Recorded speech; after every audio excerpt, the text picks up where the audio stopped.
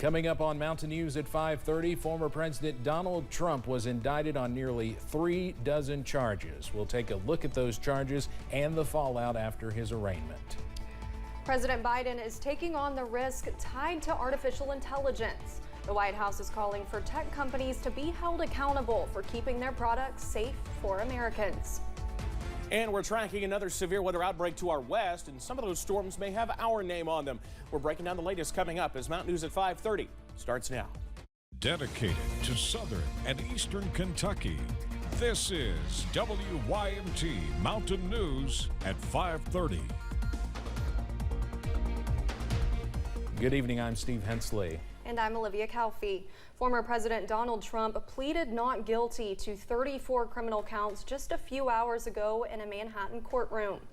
Those counts include felony charges of falsifying business records. Trump is the first former president in U.S. history to face criminal prosecution. The charges were handed down by a grand jury convened by Manhattan District Attorney Alvin Bragg. Bragg's office has been investigating the circumstances surrounding a payment made on Trump's behalf to an adult film star in 2016 in exchange for her silence about an alleged affair which Trump has denied. Trump's legal team spoke with media after the arraignment.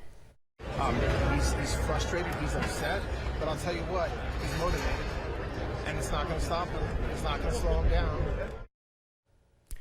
Well, we have reaction now from a University of Kentucky political scientist and a political strategist about President Trump's day in court. Both political experts telling us today U.S. today was historic in many ways. One saying the court process could fuel the former president's bid to retake the White House in 2024. Garrett Weimer and photojournalist Darnell Crenshaw have that part of the story. This is uncharted political territory, but it's not necessarily uncharted Trump territory. We watched the media court coverage involving former President Trump in real time with Lexington-based political strategist TJ Lidefik. Lidefik has run several dozen political campaigns for Democrats and Republicans. He's been around politics just about all of his life, and he's seen a lot in political circles. But he says witnessing a former president go to court was different.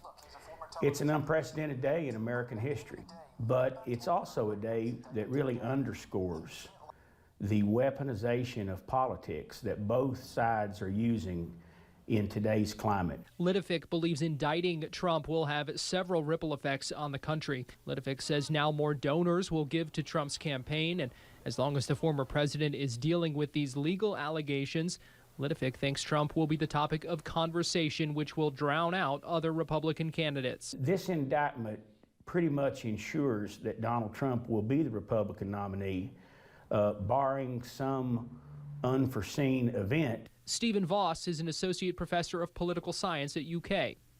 Well, we've never had a former president dragged into court like this before. Clearly a sad day for the United States. Voss believes if Trump comes out on the wrong side of this court case and the Republican Party moves on from him, it could bring the two political sides closer. It's possible we'll look back at this moment as when the Democrats and the Republicans were able to start moving back toward each other.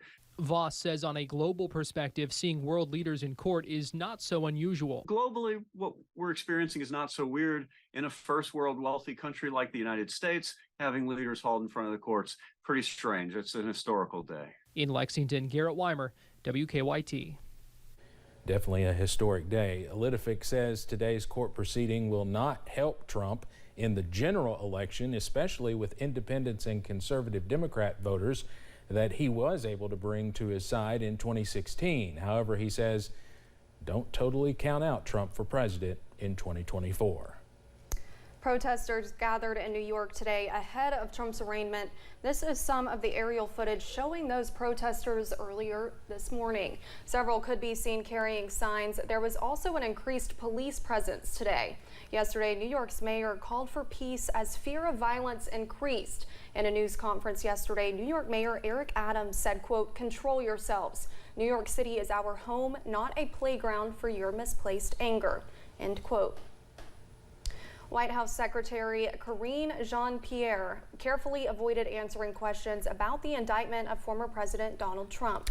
Jean-Pierre declined to comment, saying the White House did not want to weigh in on an open and pending investigation and litigation process. Instead, Jean-Pierre repeatedly said President Biden is focused on the American people, not solely focused on the legal matters of Trump.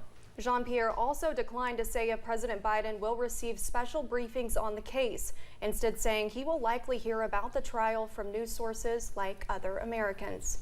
It's an ongoing case, so we're just not going to comment on the case specifically itself. Look, the president's going to focus on the American people like he does every day. He is not, this is not something that is a focus for him. As former President Trump made his way into the courthouse today, you can see in this video that there are Secret Service members always around him. So what happens to Trump's Secret Service protection if he is convicted of a crime? Well, the simple answer is he would most likely keep the protection detail. The U.S. Code has a list of people the Secret Service is authorized to protect. That list includes former presidents for their lifetime.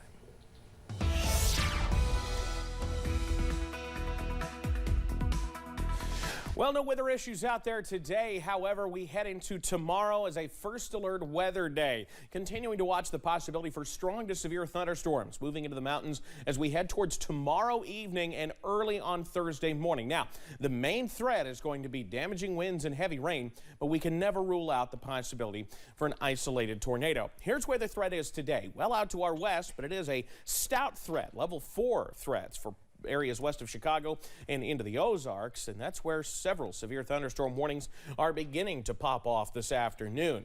For us, this evening is quiet. There you see plenty of sunshine here in Hazard. Upper 70s to near 80 in many locations as the sun slowly sets, but seeing a few clouds in some parts of the region. Upper 70s and low 80s out there. We actually tied a record high in London today of 82, set back in 1986. Next 12 hours, though, look at this. It is looking summer-like out there as we head through tonight. Mild, muggy, and cloudy as we head through the nighttime hours. Details on when those storms move in and the main threats in a few minutes. Olivia? Thank you, Evan. New artificial intelligence applications seem to be rolling out every day. The technology may be new, but billions of dollars are being poured into growing the products. Tuesday, President Biden called on advisors to discuss the issue. Skylar Henry has more details from the White House. President Biden met with scientific advisors to discuss the threats artificial intelligence pose. It remains to be seen. The meeting shows just how importantly the White House is taking AI at a time when new tools like ChatGPT and deepfake videos are making the emerging technology real for many Americans. AI can help deal with some very difficult challenges like disease and climate change, but also have to address the potential risk to our society, to our economy, to our national security. And with the next presidential election around the corner, they say AI poses a national security risk as well. Social media has already shown us the harm that powerful technologies can do without the right safeguards in place. AI is growing so fast, it's been hard for lawmakers to keep up with the technology, which can cause problems in all aspects of our lives. The president believes that tech companies have a responsibility to make sure their products are safe before making them public. The White House is also calling on Congress to pass legislation restricting the personal data tech companies collect on Americans. Skylar Henry, CBS News, the White House. House Democrats introduced the AI Bill of Rights in January, but House Speaker Kevin McCarthy has yet to bring up the legislation for a vote. Coming up on